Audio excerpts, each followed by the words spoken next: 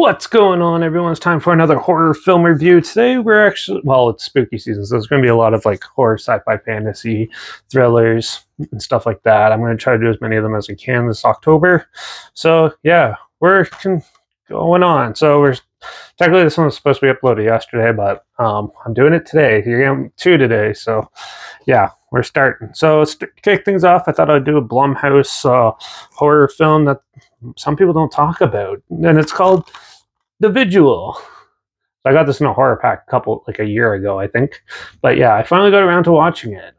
So yeah, from the producers of Halloween, the 2018 trilogy, and Insidious, and yeah. So let's see. The Vigil was released by Raven Banner, releasing September 9th, 2019. It's produced by Raphael Magus, J.D.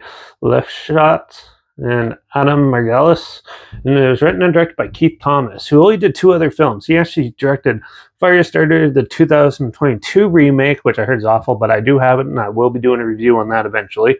And 9B was the only two movies he's done. Set a box office earnings of only $1.8 million. Yeah, so this is this is kind of a unique film. I actually heard a lot about filmmakers raving about this, so I knew I had to check it out.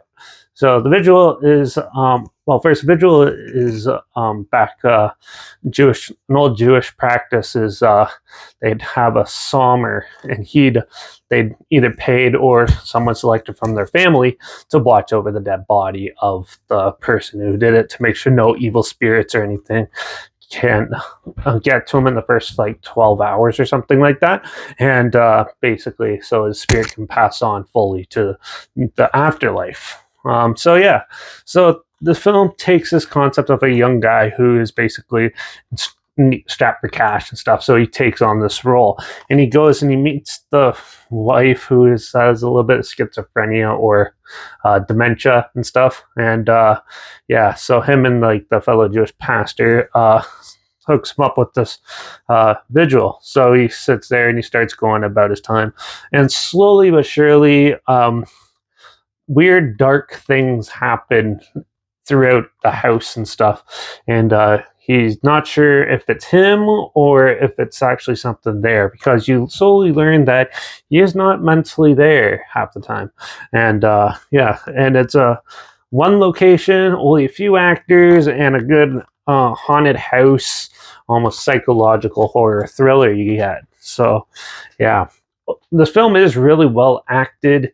It has a lot of good dark, spooky imagery. Now, this is a little bit more artsy than The Conjuring or anything like that. If you're into that, you probably won't like this one. This one's more for the artsy horror crowds. Like if you like the Babadook and films like that, this one's similar. Now, me personally, I found the Babadook super boring and didn't like it. I have a review on it, but this one I actually really enjoyed. The cinematography is outstanding in this, and the sound design complements it really well.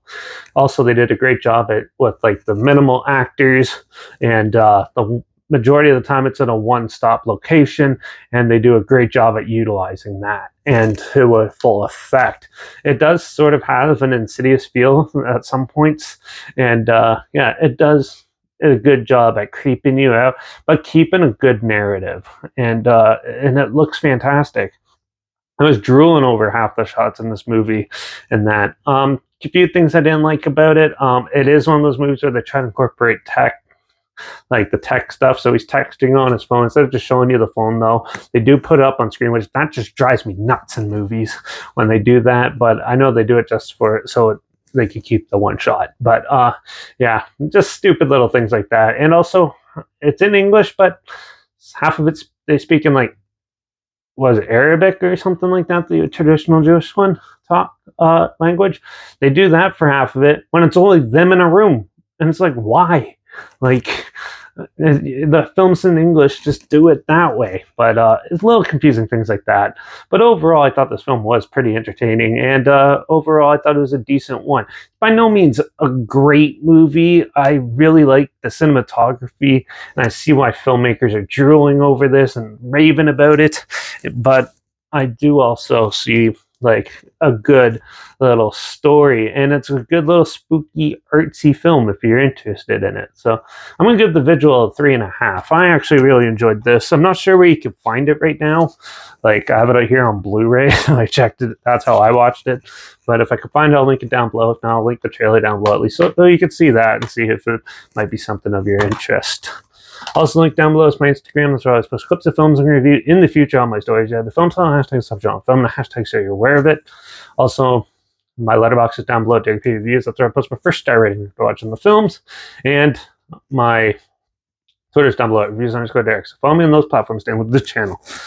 Like this video, share it so more people are aware of it. Comment your opinions of the film down below if you have any. And if you have any films or film franchises in any genre and on any streaming service that you want to hear my opinions on in the future, comment those down below too. I'll try my best to get them as soon as I can and if I can find them. Make sure you subscribe. Hope you find something weird, obscure, and odd that you probably never thought of checking out together. And also so you hear my opinions on popular films, I've come out classic films and reviews on other things as well. And don't forget to ring that bell because, well, we're going to do a viewer request that I got a couple months ago, but I finally, I was saving it for this. I was going to do it first, but then I really remember seeing that and hearing a lot more now about it, The Vigil, so I watched that one first. But we're going to talk about the movie Loon in the next one, another psychological thriller type of horror film. So yeah, make sure you tune in for that. Watch out for all those crazy demons trying to steal all the Jewish souls. And I guess I'll see you all in the next review. So until then, cheers.